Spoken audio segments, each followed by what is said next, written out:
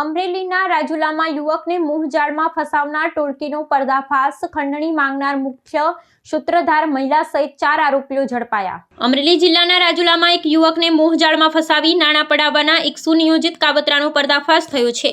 રાજુલાના સુરક્ષા દળે આ ગંભીર ગુનામાં સંડોવાયેલી મુખ્ય સૂત્રધાર મહિલા સહિત કુલ 4 આરોપીઓની ધરપકડ કરી કાયદેસરની કાર્યવાહી હાથ ધરી છે, જ્યારે અન્ય એક અજ્ઞાત ફરાર આરોપીની શોધખોળ તીવ્ર બનાવવામાં આવી છે।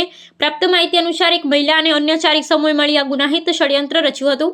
યોજના મુજબ મહિલા યુવકને લલચાવી હિંડોરણા ગામની સીમમાં આવેલી બાવળની ઝાડીઓમાં લઈ ગઈ હતી, જ્યાં અચાનક અન્ય સાગરીતોએ ત્રાટકી યુવકને મૂઠમાર માર્યો। ત્યારબાદ તેઓએ મહિલા સાથેના યુવકના વાંધાજનક દ્રશ્યો પોતાના ઉપકરણમાં કેદ કરી લીધા હતા। આરોપીઓએ યુવક પાસેથી રોકડ રકમ ને ભ્રમણ ધ્વનિ બળજબરીથી આંચકી લીધા હતા અને ધાક ધમકી આપી 5 લાખ રૂપિયાની વધુ ખંડણીની માંગ કરી હતી।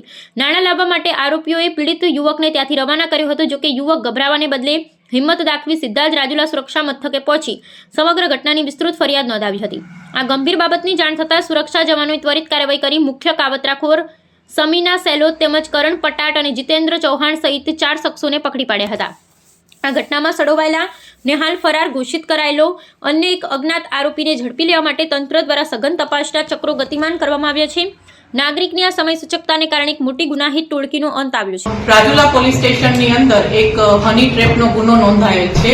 આ ગુનાની હકીકત એવી છે કે આ ગુનાના કામના જે ફરિયાદી છે, આ ગુનાના કામના એક આરોપીને પહેલેથી જ ઓળખતા હોય, એ આ આરોપીએ અન્ય આરોપીઓ સાથે મળીને એક પૂર્વ આયોજિત કાવતરું રચ્યું છે કે જેની અંદર ફરિયાદીને હિંડોરણા ગામે એક બાવળની કાંઠમાં લઈ જઈ ત્યાં એક મહિલા સાથે એનો પરિચય કરાવ્યો છે અને કાવતરા મુજબ દરેક જે અન્ય આરોપી છે તેમણે આ ફરિયાદીને ઢીકાપાટુનો માર માર્યો છે, તેમજ તેને ડરાવી ધમકાવી અને આ મહિલા સાથે એક વિડીયો ઉતારી લીધેલ અને જેને આ ધમકી આપી અને ફરિયાદી પાસેથી તેનો પોતાનો એક ફોન તેમજ રોકડ રૂપિયા 1950 બળજબરીથી કઢાવી લીધેલ છે અને ત્યારબાદ ફરિયાદી પાસેથી આ મહિલાને બાજુમાં બેસાડી અને અન્ય એક વિડીયો ઉતારી અને આ મહિલા સાથેના વિડીયોને વાયરલ કરવાની તેમજ જાનથી મારી નાખવાની એક ધમકી આપી અને જે મુજબ ગુના મુજબ ભારતીય ન્યાય સંહિતાની કલમ 308(5),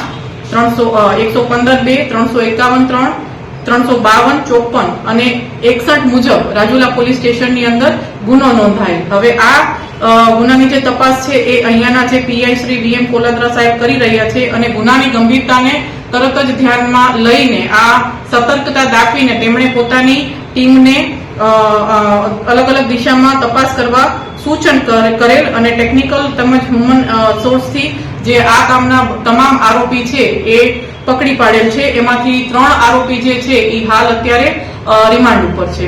આરોપી કુલ કેટલા છે અને ધમકી કેવા પ્રકારની આપવામાં આવી હતી ને વિડીયો કેવા પ્રકારનો ઉતારવામાં હતો?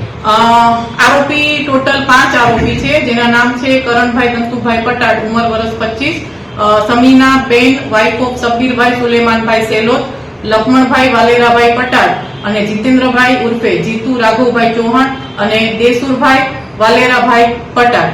હવે ધમકી એટલે આ જે ફરિયાદી છે તેમને પોતાનું પહેરેલ જે પેન્ટ છે એ નીચે કઢાવી અને એક બીભત્સ વિડીયો ઉતારેલ અને તેને વાયરલ કરવાની ધમકી આપેલ અને બીજા અગર એ રૂપિયા 5 લાખની શું કહેવાય રૂપિયા 5 લાખ નહીં આપે તો આ જે વિડીયો છે તેને વાયરલ કરી દેશે એ રીતની ધમકી આપેલ।